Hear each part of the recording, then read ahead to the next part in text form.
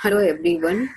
I welcome all of you in this lecture. In today's lecture, we are going to learn about the financial market and in that market, which type of instruments are sold and buy.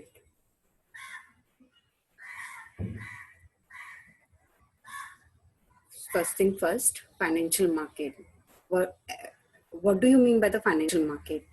The market everybody knows, सबको पता है market क्या होता है. Market वो होता है जहाँ पे हम लोग कुछ जाके खरीदते हैं, सेल करने वाले आके सेल करते हैं और हम जाके खरीदते हैं, या हम जाके सेल करते हैं और दूसरे लोग आके सेल करते हैं. तो सेम थिंग ये वर्ड जो है फाइनेंशियल मार्केट के साथ में आया है. तो फाइनेंशियल मार्केट एक ऐसा अरेंजमेंट है, ओल्ड फैशन में it was called the place, but अब ऐसा है कि arrangement, because there are so many things जो हम लोग ऑनलाइन भी होती हैं through internet. So financial market is a such type of arrangement जहाँ पे buying and selling of financial claims and services होती है. यहाँ पे जो भी इन्वेस्टर है जिसके पास में सरप्लस फंड है, वो इस जगह पे इस मार्केट में आके अपने पैसे इन्वेस्ट करता है, जिससे जो हमारी कैपिटल है उसकी फॉर्मेशन में इफिशिएंसी आती है और इकोनॉमी का रैपिड डेवलपमेंट होता है. सेम थिंग जो हमारा फाइनेंशियल मार्केट है in India is divided into the two parts. One is capital market and another is a money market.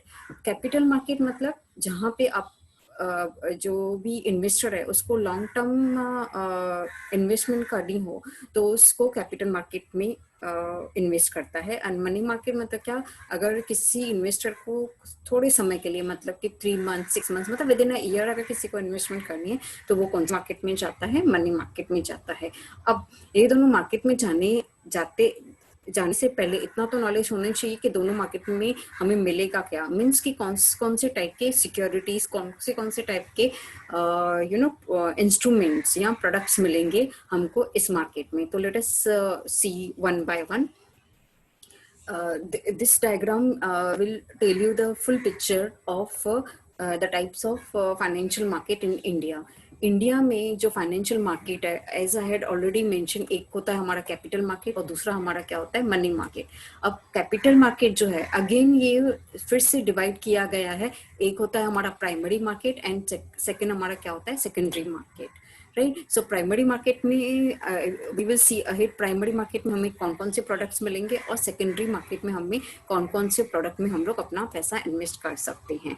और मोस्ट इम्पॉर्टेंट जो कैपिटल मार्केट है उससे जो गवर्न करता है, गवर्न मतलब रेगुलेट करता है, वो है SEBI, security exchange board of India. ये बच्चा, ये बातें आपको थोड़ी सी ध्यान पे रखनी पड़ेंगी ताकि आप जब भी एग्जाम में पूछा जाए तो आप अच्छे से आंसर कर सकें. मैं वापस से रिपीट कर रही हूँ, जो कैपिटल मार्केट है उसमें हम लॉन्ग टर्म इन्वेस्टमेंट करते हैं और it is govern by the SEBI. Same thing जो मनी मार्केट है उसमें ये सारे नीचे दिए गए इंस्ट्रूमेंट्स मिलते हैं, जैसे कि call money, T bills, next is commercial bills, next is certificate of deposits, then repos, then you are having a commercial papers and other short term loans. But most important जो आपको exam में लिखना है, ये जो market है वो किसके लिए? शॉर्ट टर्म इन्वेस्टमेंट के लिए है. और most important, it is governed bye the RBI. इसको मनी मार्केट को कौन गवर्न करता है, रूल रेगुलेट करता है? आरबीआई रेगुलेट करती है. Let us go ahead. First we will see the money market. Money market जो है, अगेन वो डिवाइड किया गया है दो पार्ट में. One is organised market and another is a unorganised market. So organised market में आपको, ऑर्गेनाइज मतलब जो आरबीआई के कंट्रोल के अंदर आता है उसको हम लोग ऑर्गेनाइज सेक्टर बोलते हैं, और जो जिसके ऊपर आरबीआई के रूल्स और रेगुलेशंस लागू होते हैं. और जो ऑर्गेनाइज सेक्टर है उसमें आपको मिलेंगे T bills, next is call money, next is certificate of deposit, next is commercial bills, commercial papers और कैश मैनेजमेंट बिल्स। तो इस टाइप की आपको सिक्योरिटी मिलेंगी। और दूसरी साइड से अगर हम देखेंगे तो वो हमारे पास में क्या होता है, अनऑर्गेनाइज सेक्टर। मतलब ये सेक्टर के ऊपर आरबीआई का कोई भी कंट्रोल नहीं है। भले ही वो उनके लिए रूल्स बनाती है लेकिन वो उनके ऊपर इन्फोर्स नहीं कर सकती है। तो ये जो अनऑर्गेनाइज्ड मार्केट है वो उस सब में ये सारी ऑर्गेनाइजेशन हो जाती हैं जो इंडिजीनियस बैंक है।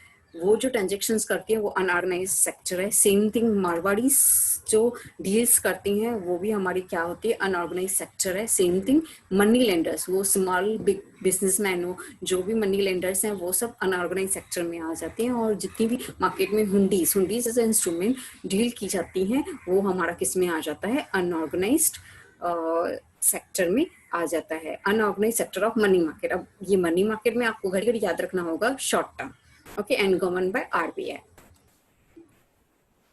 Let us see the first we will discuss about the money market instrument, जिसमें मैंने आपको पहले ही बताया, T bill, call money, certificate of deposit, commercial paper, cash management bills. अब नक्शल में हम देखेंगे कि ये इन सब में डिफरेंस क्या है, या इसमें अगर एग्जाम में ये पूछा जाता है तो आपको क्या क्या पॉइंट्स नोट डाउन करनी है। Let us start with the T bill. T bill is also called the treasury bill. जहाँ पे जरा ध्यान दीजिएगा, ये जो टी बिल है वो कौन इश्यू करता है, central government. It is issued by the central government. First point आपको ये लिखनी है। सेकंड पॉइंट जो है, ये 3 टाइप्स के टी बिल्स हैं। एक होता है 91 डेज का बिल, नेक्स्ट होता है 182 डेज का बिल, और तीसरा होता है 364 डेज का बिल। ये याद रखिएगा, एक दिन कम साल में, because these are the within 1 year security, short term security. अब इसमें नेक्स्ट पॉइंट जो आपको ध्यान पे रखने वाले हैं वो क्या है, मिनिमम अमाउंट।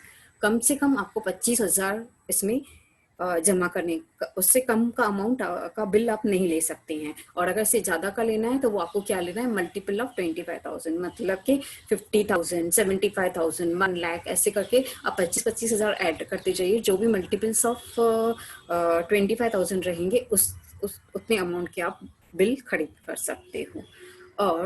और यहाँ पे जरा थोड़ा सा ध्यान दीजिएगा, स्टूडेंट लेवल थोड़ा सा कंफ्यूजन रहता है। RBI conducts auction usually every Wednesday to issue the T bill. RBI क्या करती है, हर वेडनेसडे के ऐसे टी बिल्स का ऑक्शन लगाती है। अब ये जो इसके ऊपर इंटरेस्ट है, ऑब्वियसली जो भी हम इन्वेस्ट करते हैं तो we want a return, right. So इसका जो रिटर्न है वो कोई एक जना डिसाइड नहीं करता है। ये उस टी बिल की कितनी डिमांड्स हैं और मार्केट में कितनी सप्लाई है, उसका जो फोर्स होता है उसके ऊपर डिपेंड होता है कि ये जो इंटरेस्ट है वो कितना दिया जाएगा। Let us after T-bill we will discuss about the second instrument of a money market is a call money. Call money is a money taken by the bank. ये जो बैंक है वो ये मनी लेती हैं। मोस्ट इम्पॉर्टेंट है, ये जो मनी है वो कितने, इसका ड्यूरेशन क्या होता है, 1 दिन के लिए। अब आपके मन में ख्याल आएगा कि फिर 1 दिन के लिए लोन क्यों, तो जरा ध्यान दीजिए। बैंक को अपनी असेट और लायबिलिटी जब भी उसकी मिसमैच होती है, उसको मैच करने के लिए जो ओवरनाइट थोड़ा सा पैसे की कमी होती है, राइट, या पैसे की जितनी भी कमी होती है वो अपनी कमी, असेट और लायबिलिटीज को बैलेंस करने के लिए वो जो मनी किसी और से एक रात के लिए लेती हैं, एक दिन के लिए लेती हैं, उसको हम लोग क्या बोलते हैं, कॉल मनी लेती हैं। ये उनको क्यों लेना पड़ता है, ताकि वो जो भी उनकी स्टैट्यूटरी सीआरआर और एसएलआर की रिक्वायरमेंट है वो फुलफिल हो सके। अगर असेट एंड लायबिलिटीज मिसमैच होंगी तो वो सीआरआर और एसएलआर की जो उनकी रिक्वायरमेंट है उस दिन की, वो कंप्लीट नहीं हो पाएंगी। और तीसरी है, अगर तीसरी रीजन कॉल मनी बैंक का लेने का ये भी है कि अगर उनके पास में कुछ सडन डिमांड आ जाती है फंड की, तो वो कहाँ से, अगर उनके पास पैसे नहीं होगा तो वो कहाँ से देंगी। बैंक कभी भी ऐसे किसी को नहीं बोलेगी कि मेरे पास पैसे नहीं है, आज नहीं आप कल लाइएगा, तो ऐसे नहीं होता है। तो उसकी जो सडन डिमांड है उसको मीट करने के लिए बैंक क्या करती है, रातों रात, एक रात के लिए या रात, एक दिन के लिए लोन लेती है, जिसको हम लोग क्या बोलते हैं, कॉल मनी लेते हैं। मोस्ट इम्पॉर्टेंट, इस कॉल मनी में कौन प्ले कर सकता है, यहाँ पे जो पार्टिसिपेंट है that is a scheduled commercial bank excluding RRBs और दूसरी जो पार्टिसिपेंट है वो है cooperative banks, other than land development bank and PD, that is a primary dealers. ये 3 जने हैं जो इस कॉल मनी में पार्टिसिपेट कर सकते हैं, मतलब कि ये किसी बैंक को पैसे प्रोवाइड कर सकते हैं। जरा ध्यान दीजिएगा, ये जो कॉल मनी है वो 3 टाइप की होती है। एक होता है कॉल मनी, मतलब कि एक दिन के लिए, ओवर नाइट। सेकंड होता है नोटिस मनी। नोटिस मनी वो है जो 2 दिन से लेके, मतलब more than 1 year, right, 1 day, so 2 days से लेके 14 डेज तक जो पैसे लिए जाते हैं, बैंक जो बारो करती है, वो हमारा क्या हो जाता है, नोटिस मनी, राइट। और थर्ड वन है टर्म मनी। टर्म मनी मतलब 15 दिन या उससे ज्यादा के लिए अगर बैंक किसी से पैसे लेती है तो वो किस में चला जाता है, टर्म मनी में चला जाता है। इस तरीके से 3 टाइप की मनी है, कॉल मनी, नोटिस मनी और टर्म मनी, और ये 3 नाम उनके दिन के हिसाब से दिए गए हैं according to the number of days. Third instrument जो है मनी मार्केट का वो है सर्टिफिकेट ऑफ डिपॉजिट।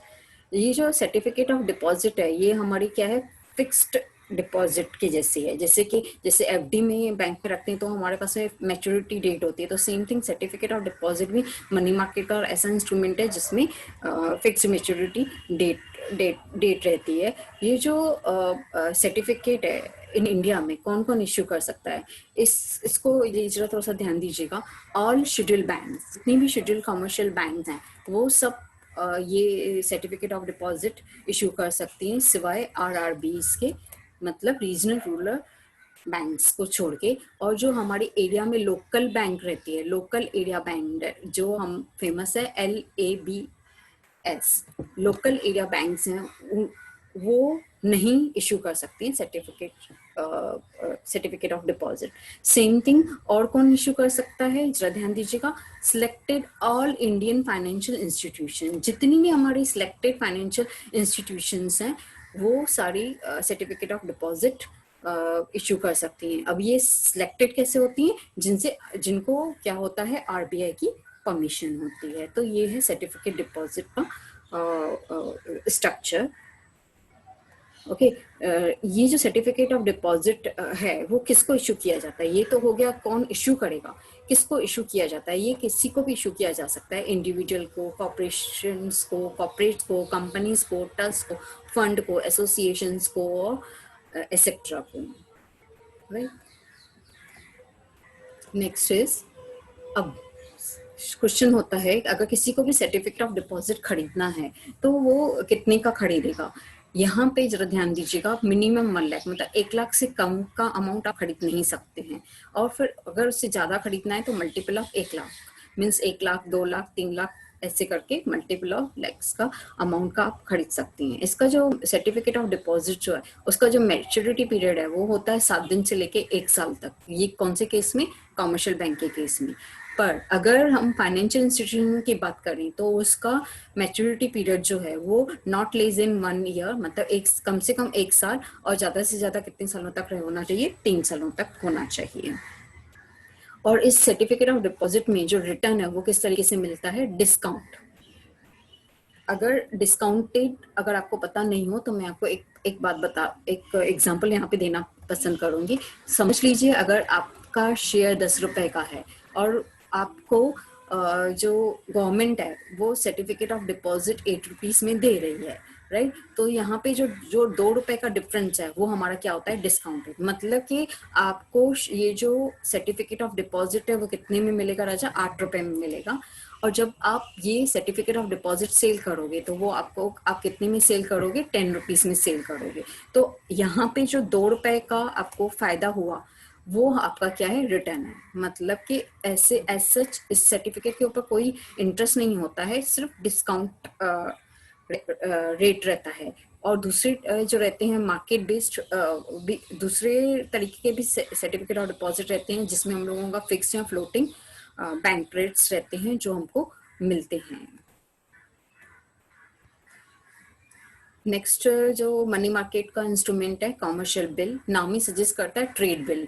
ये इस आगे बताने से पहले मैं आपके साथ में ये डिस्कस कर रहा हूँ, ये जिन लोगों में 12th में बिल ऑफ एक्सचेंज किया होगा ये वही है।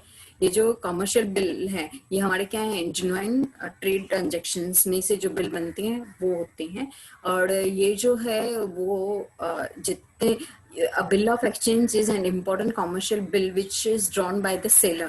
यहाँ पे जरा ध्यान दीजिएगा, ये सेलर ड्रॉ करता है, मतलब बनाता है। किसके ऊपर बनाता है? बायर के ऊपर बनाता है, जितना भी बायर से अमाउंट लेने का होता है। और मोस्टली इसका जो पीरियड रहता है 3 months, 6 months, 9 months like that, इसका समय रहता है। These type of bill is called the trade bill because these are out of the genuine transactions of the business।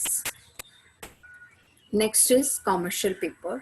जो ये कॉमन कॉमर्शियल पेपर्स हैं ये भी एक शॉर्ट टर्म डेप्ट इंस्ट्रूमेंट है। जो कौन इशू करता है, जरा ध्यान दीजिएगा, ये कोई भी कॉर्पोरेट कर सकती है अपनी शॉर्ट टर्म लाइबिलिटीज को मीट करने के लिए। यहाँ पे 2 बात का ध्यान दीजिएगा। एक तो ये अनसिक्योर्ड रहते हैं, मतलब कमर्शियल पेपर जो है वो अनसिक्योर्ड रहते हैं, और ये क्या है, हमारी शॉर्ट टर्म डेप्ट इंस्ट्रूमेंट है, राइट। डेप्ट बोलेंगे तो कंपल्सरी इंटरेस्ट देना रहता है।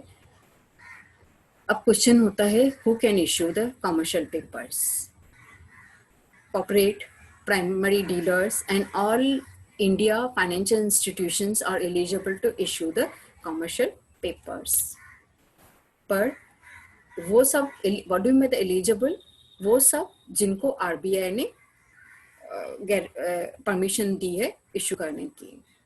इसका मैच्योरिटी पीरियड जो है कमर्शियल पेपर का वो 7 days से लेके 1 year तक रहता है from the date of issue.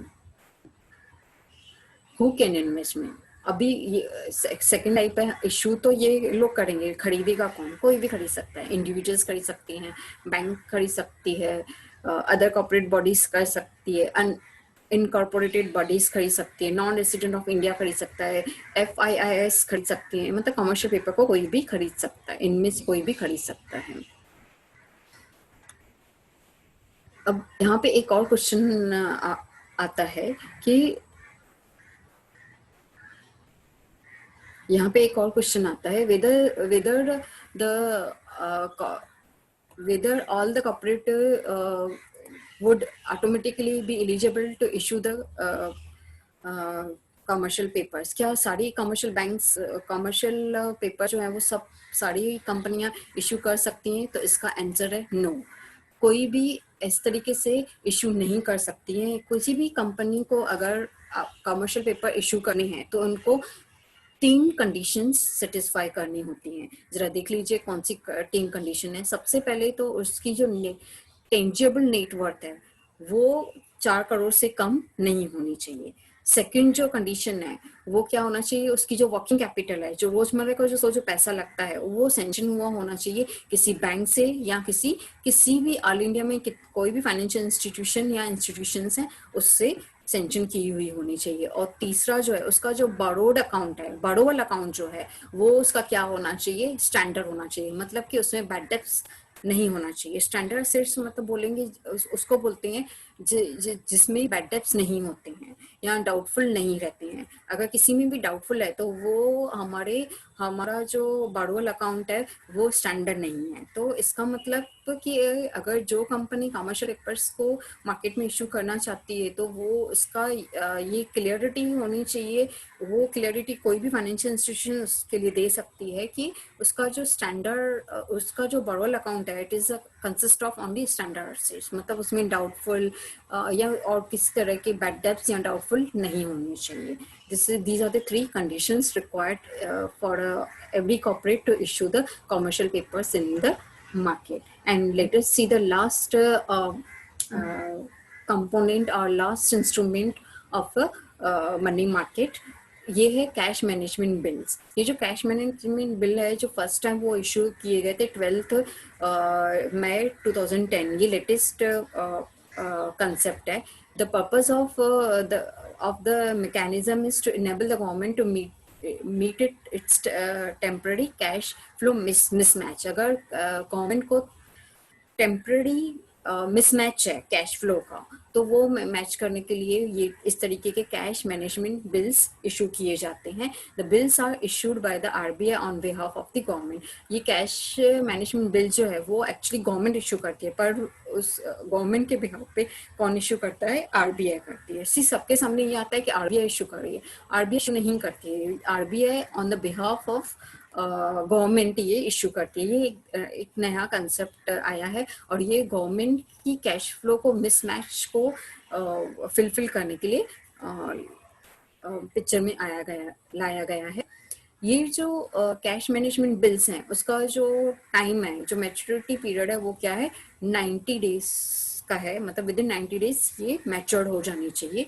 और ये भी हमारे क्या है? Zero coupon securities. Zero coupon securities मैंने थोड़ी देर पहले आपको एग्जांपल समझाया था, जिसमें डिस्काउंटेड रेट रहता है. जीरो कूपन मतलब इंटरेस्ट नहीं मिलेगा, पर आपको ये जो कैश मैनेजमेंट बिल्स हैं वो हम आपको किस में मिलेंगे? डिस्काउंटेड रेट में मिलेंगे, पर वो रिडीम्ड कितने में होंगे?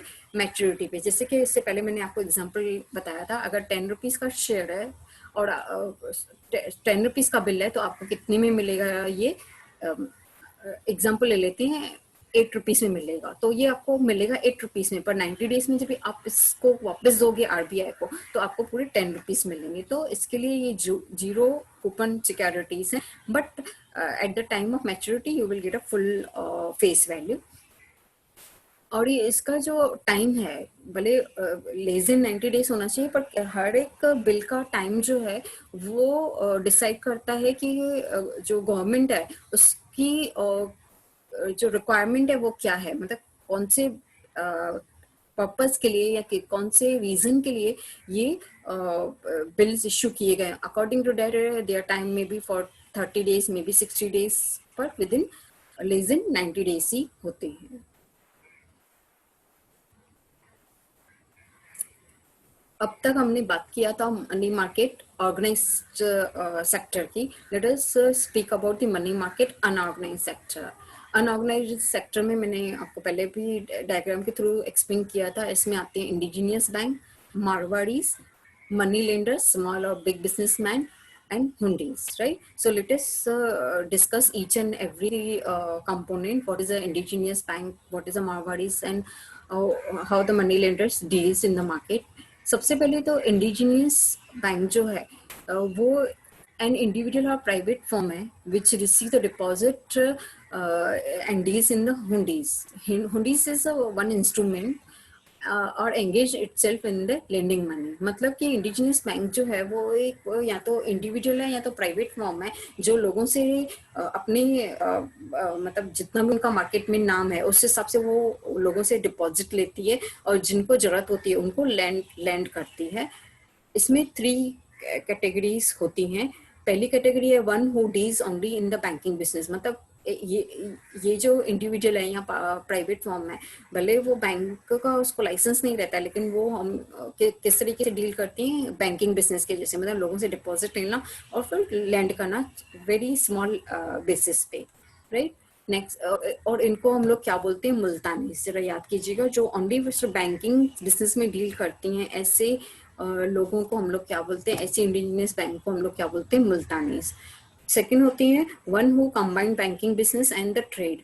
जो अपना बिजनेस भी करते हैं, जैसे कि मैं आपको हमारे इंडिया में एग्जांपल दे दूं गोल्ड वाले, राइट. वो अपना गोल्ड का बिजनेस बाइंग एंड सेलिंग में करते हैं, पर साइड में वो फंड का भी लेन देन करते हैं. तो इस तरीके की जो दोनों करती हैं, दोनों एक्टिविटीज करते हैं, मतलब बैंकिंग बिजनेस भी कर रहे हैं और वो अपना ट्रेड भी कर रहे हैं. तो ऐसे लोग, ऐसी जो कैटेगरी है उसको हम लोग क्या बोलते हैं? मारवाड़ीज और बंगालीज, राइट. और थर्ड कैटेगरी जो है वो है one who deals mainly in the trade and have a limited banking business. मतलब वो उनका ज्यादा बिजनेस ट्रेडिंग रहता है. देखो ऊपर वाले में क्या था, आधा आधा हो सकता है, लेकिन ये जो थर्ड कैटेगरी है उनका ट्रेडिंग मेन बिजनेस रहता है और थोड़ा बहुत वो पैसे की लेन देन करते हैं. तो these are the 3 categories in India under the indigenous bankers. अब जरा ध्यान दीजिएगा, अब ये जो इंडिजिनियस बैंक्स हैं वो अलग अलग लोकेशन पे अलग अलग नाम से कहलाई जाती हैं. जैसे कि चेन्नई में these banks are indigenous banks is called the चितास.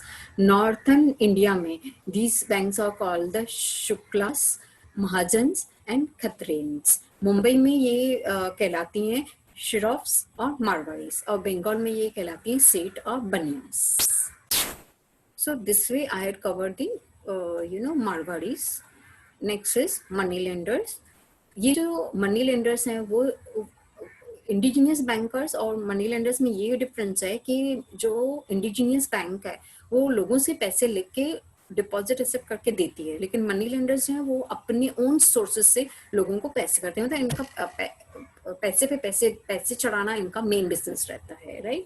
But ये दूसरों से पैसे नहीं लेते हैं, ये अपने फंड पे अपने बलबूते पे लोगों को लैंड करते हैं। ऑब्वियसली जब भी इस तरीके के लोग पैसे देते हैं तो they charge more compare to market price, मतलब they charge more interest. It means they are not accepting the, ये मोस्ट इम्पॉर्टेंट ध्यान दीजिएगा, they are not accepting the deposits. जो भी उनके पास खुद के पास में फंड्स हैं उसी से ही वो अपना बिजनेस करते हैं, ब्याज पे पैसे चढ़ाते हैं। Now come to the hundis. Hundis जो है वो एक फाइनेंशियल इंस्ट्रूमेंट है, मतलब कि ये एक लिखित रूप, जैसे हम बिल ऑफ एक्सचेंज बनाते हैं उसी तरीके का ये रहता है, लेकिन बिल ऑफ एक्सचेंज में ऑर्डर रहता है, यहाँ पे हाँ ये क्या रहता है, प्रॉमिस रहता है कि मतलब कि जो बायर है वो प्रॉमिस करता है कि मैं 4 महीने के बाद 7 महीने के बाद में मैं इस आदमी को इतना पैसा दूंगा। तो वो जो हुंडी रहता है वो एक तरीके का, जैसे एफडी कैसे रहता है उस तरीके का एक पेपर रहता है जो हम बिजनेस में एक्सचेंज कर सकते हैं, तो debt is called the hundis.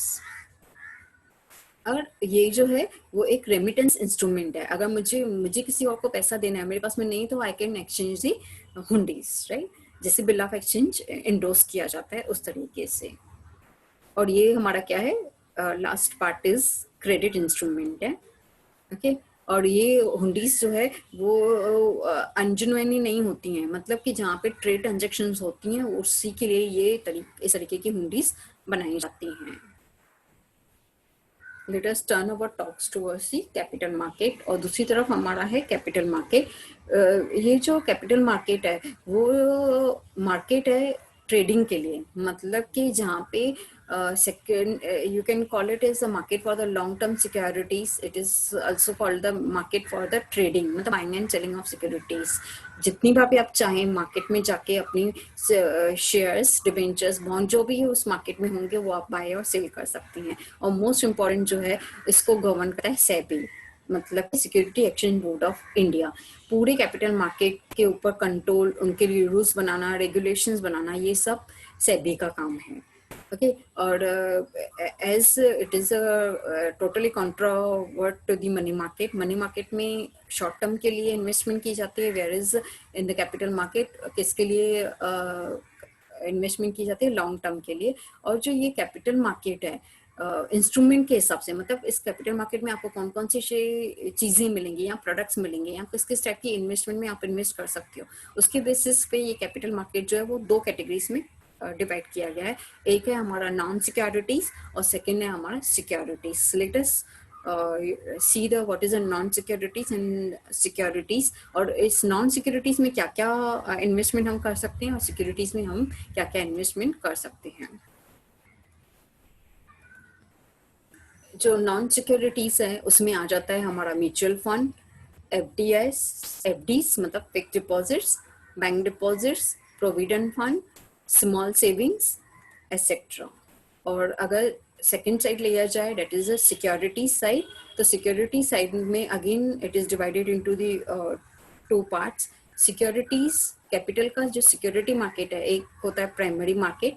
Primary market के अंदर, प्राइमरी मार्केट था फर्स्ट टाइम, अगर किसी भी कंपनी को फर्स्ट टाइम कोई शेयर्स मार्केट में सेल करनी है तो उसको किसमें जाना पड़ेगा, प्राइमरी मार्केट में। तो इसके लिए प्राइमरी मार्केट में सबसे पहले हमें क्या मिल सकता है, आईपीएस, मतलब ना इनिशियल पब्लिक ऑफर, इनिशियल मतलब first time initial public offer मिल सकती है, बुक बिल्डिंग हो सकता है, प्राइवेट प्लेसमेंट हो सकती है। और सिक्योरिटी मार्केट में जो सेकंड है वो हमारा क्या है, सेकेंडरी मार्केट। सेकेंडरी मार्केट में हमें मिलेंगे इक्विटी शेयर्स, डेब्ट, commodities and derivatives.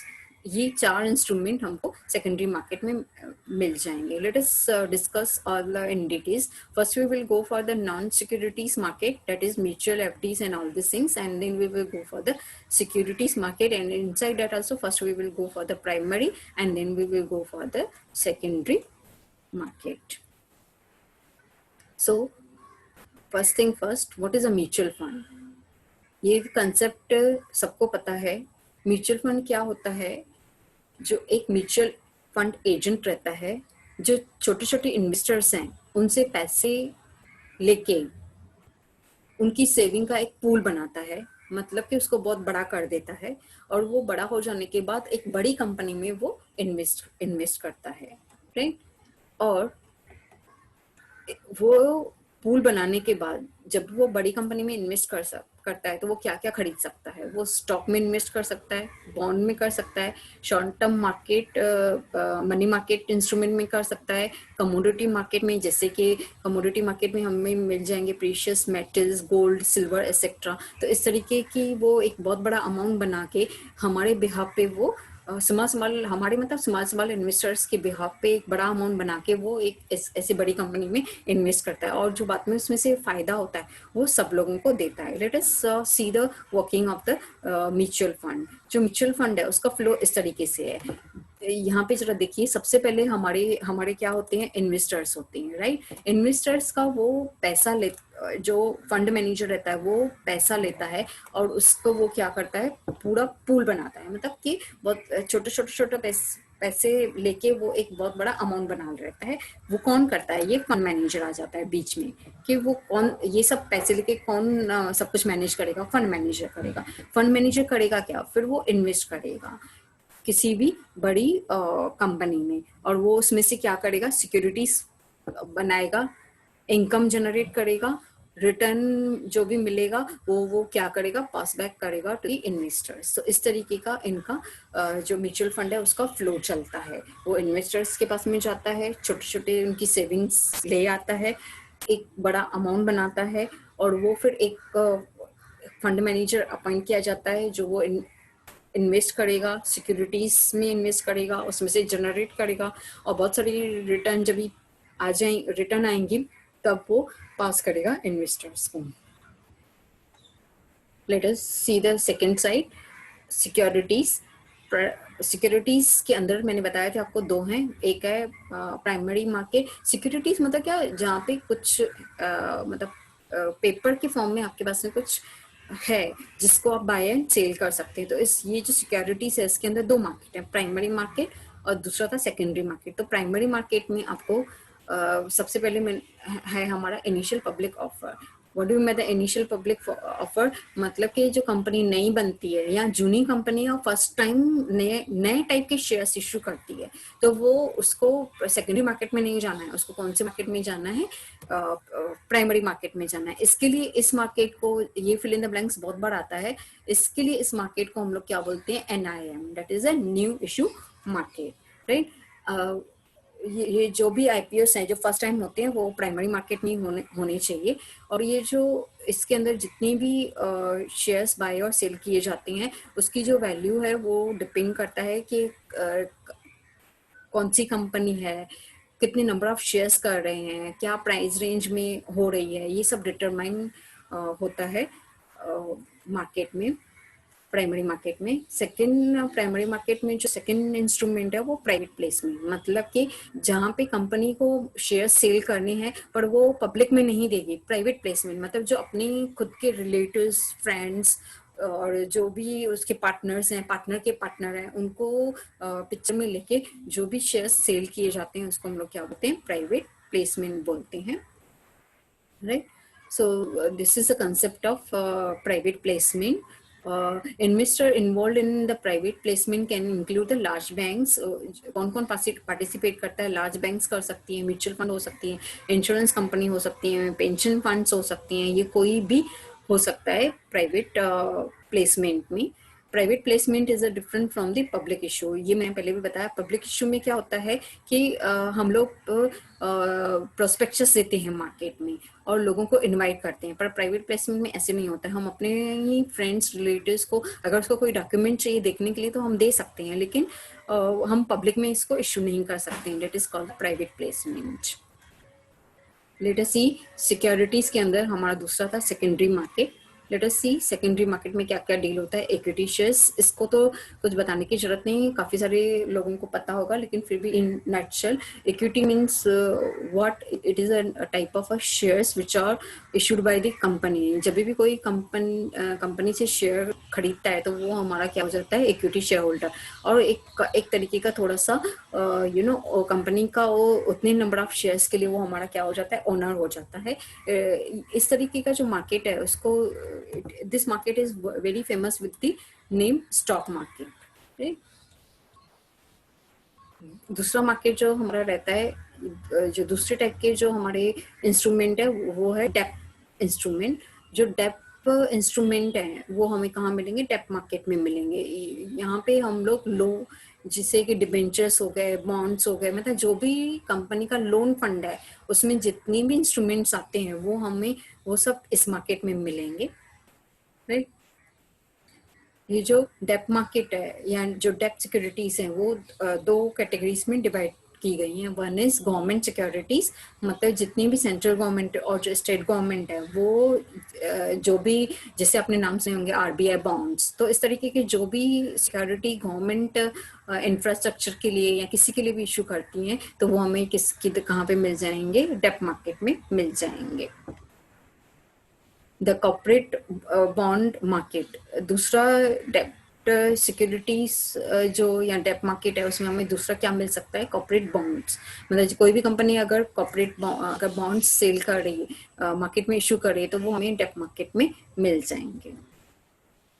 Next is for you a commodity market. ये जो कमोडिटी मार्केट है इसके अंदर हमें बहुत सारे तरह के ऑप्शंस मिल जाते हैं। This is a new concept.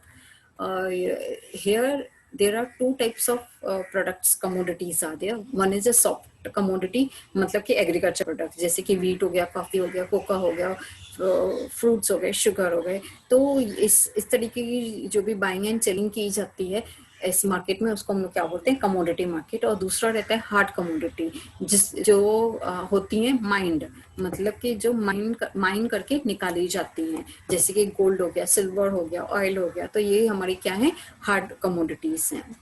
Okay, सो ये जो नेक्स्ट हमारा जो है वो है डेरिवेटिव मार्केट। ये जो डेरिवेटिव मार्केट है वो एकदम थोड़ा सा नया कंसेप्ट है मार्केट में। डेरिवेटिव मार्केट जो है वो एक फाइनेंशियल इंस्ट्रूमेंट है जो काम में आता है फॉरवर्ड कॉन्ट्रैक्ट्स के लिए या फ्यूचर्स के लिए। इसकी if you will see, there are four options are there in this derivative market. One is a forward contract, and another is a option, next one is a swap, and likewise. अब derivative market काम कैसे करता है वो बहुत ही important है, right. और ये आया क्यों, जरा ये भी ध्यान पे दीजिए। What do you mean, first तो you must understand what is a future contract, suppose या फॉरवर्ड कॉन्ट्रैक्ट, राइट। अगर मुझे कोई चीज खरीदनी है और मुझे ऐसे लग रहा है, सपोज एक एग्जांपल ले लेते हैं कि मुझे कुछ किसी कंपनी के शेयर्स खरीदनी है जो अप मार्केट में है 730 रुपीज में, राइट। पर मुझे डाउट है कि अगर मैं इसको एक साल के बाद में खरीदूंगी तो इसकी प्राइस ऊपर भी जा सकती है। तो मुझे क्या करना है, उस शेयर्स को अभी नहीं खरीदना है, पर मुझे कॉन्ट्रैक्ट बना के रखना है कि अगर मैं 3 महीने के बाद में भी खरीदूंगी तो मुझे वो 730 रुपीज में ही मिलना चाहिए। तो ये करने के लिए सबसे पहले हम लोगों को क्या करना चाहिए, एक स्पेकुलेटर ढूंढना चाहिए। स्पेकुलेटर कौन होता है, उसको आप ब्रोकर भी बोल सकते हो, आप इसको एजेंट भी बोल सकते हो।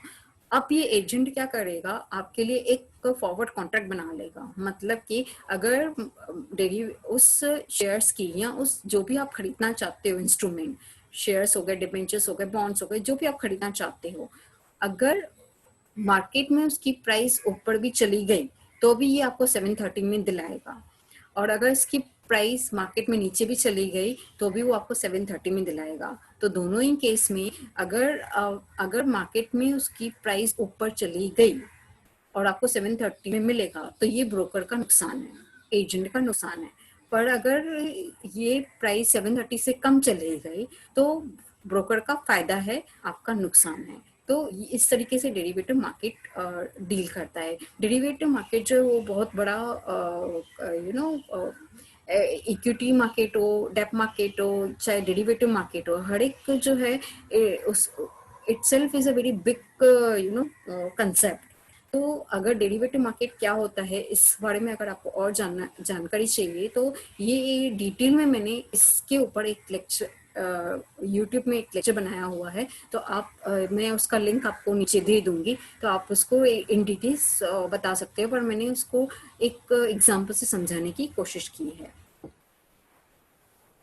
So this way we had covered all the different type of instrument sold in the financial market। जितने जो भी है हमारा कैपिटल मार्केट है, हमारा मनी मार्केट है, मनी मार्केट में किस तरीके की चीज़ें डील होती हैं और कैपिटल मार्केट में किस तरीके की डील होती हैं, ये सब के बारे में हम लोगों ने डिस्कस किया। तो इस तरीके से अगर आप पूरा गो थ्रू करेंगे तो at least point is very clear to you कि कौन से टाइप के इंस्ट्रूमेंट्स मार्केट में अवेलेबल हैं, और अगर आपको किस पर्टिकुलर टाइप का कुछ खरीदना है तो कौन से मार्केट में जाना चाहिए। At least by going through this video you will definitely come to know. With this we had completed with our discussion. Thank you.